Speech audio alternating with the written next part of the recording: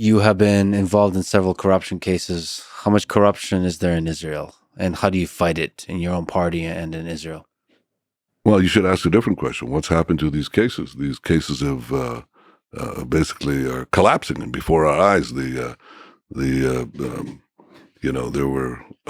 was recently an event in which the three judges in my case, called in the prosecution and said, your flagship, the bribery charge, so-called bribery charge, is gone, doesn't exist.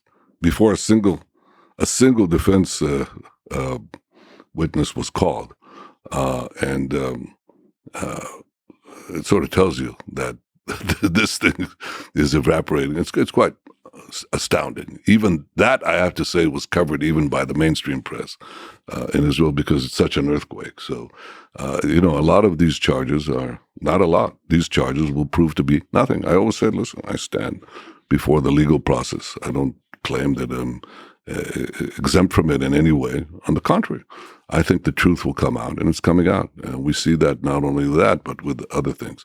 So I think it's kind of instructive that, no politician has been more vilified. None has been put to such a, what is it? About $250 million shekels were used to scrutinize me, scour my bank accounts, sending people to the Philippines, into Mexico, into Europe, into America, and looking at everybody using spyware, the most advanced spyware on the planet against my associates, blackmailing witnesses,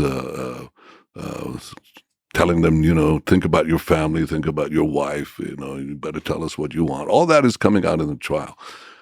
So I would say that most people now are no longer asking, including my opponents. It's sort of trickling in as the stuff comes out. People are not saying, what did Netanyahu do? Because he apparently did nothing.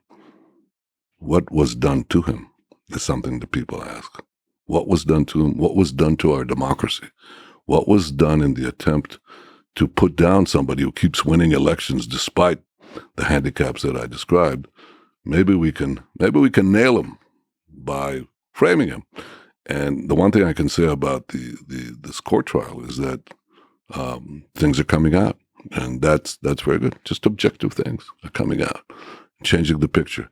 So I would say the attempt to brand me as corrupt is falling on its face, but the thing that is being uncovered in the trial, such as the use of spyware on a politician's surroundings to try to shake them down in investigations, put them in flea-ridden cells for 21 days, invite their 84-year-old mother to investigations without cause, bringing in their mistresses in the corridor, shaking them down.